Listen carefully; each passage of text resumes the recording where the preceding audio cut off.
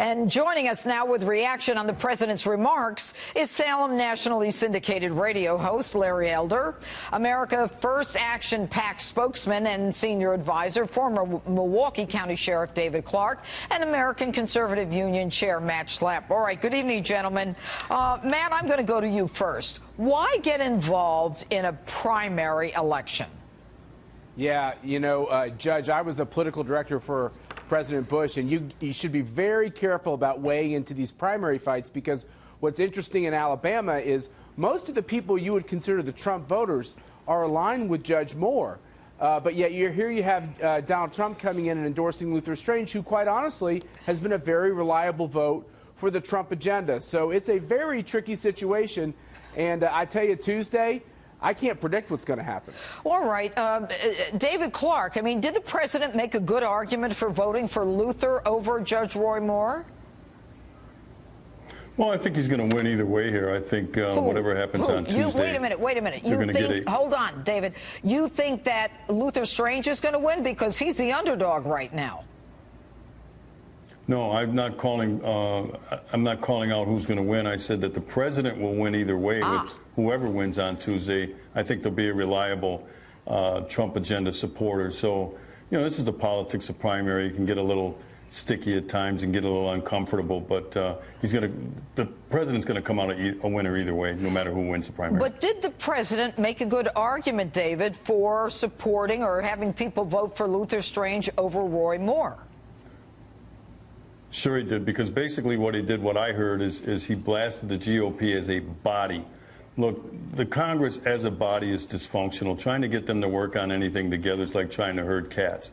So what he's trying to do really is mobilize and energize the people, the public, all across America to start to put the pressure on the GOP to get his agenda passed and to get it underway. And right now, it seems to be stuck in neutral because of this dysfunctional Congress. And basically, the GOP's in charge, so it falls in their lap. All right. Larry, what do you think about this? I mean, about the president getting involved in this primary race? And, when you think about it, I mean, he's got a lot on the line. If Luther wins, it's good for him. He came in, saved the underdog, and he goes back to, the legislature, a strong person. If Luther doesn't win, he goes back looking to get looking to get both health care and tax reform, looking weak. Well, I was surprised he got involved in this race, too. Huntsville, Alabama is my mom's hometown, so I was pleased to see him. But I was surprised he got involved in this race. If he doesn't win, he loses prestige. People are going to think that it's okay to defy Trump. On the other hand, if he pulls this out and Luther Strange is the underdog, it suggests that the president has a lot more clout than people think. Look, his poll numbers are up. He comes off this Bothell United Nations speech. He still hasn't backed down from all of his promises, including the wall. So this gave him an extraordinary opportunity to restate his presidency and to talk about what he wants to do in the future. This is not a guy who's afraid of getting impeached, I'll tell you that. Well, when we talk about him as an establishment candidate, this Luther Strange, Mitch McConnell's PAC, Matt, gave him $9 million. Yeah, and this is becoming an increasing problem. I think it's one of the reasons why Luther Strange has struggled so badly.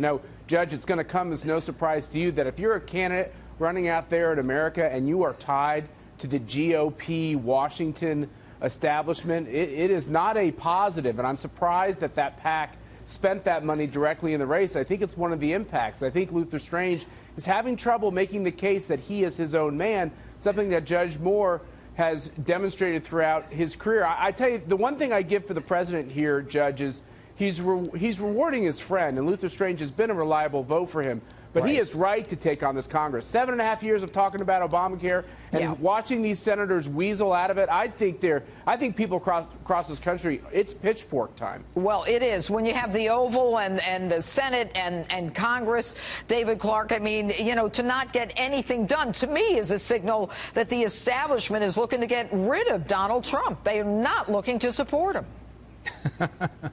Well, look, that's precisely what's happening right now. There are people who are two-faced about this. I'm talking about the GOP. We know where the Dems stand on this thing, but within the GOP and in public, they might talk about how they're for tax reform, a market-based health care system, infrastructure rebuilding, law and order, and those sorts of things. But they're really not inside, they're really not pushing. And that's what the president needs. He needs people to help push this agenda through the Congress, and they're just not providing the heavy lifting that they need to do.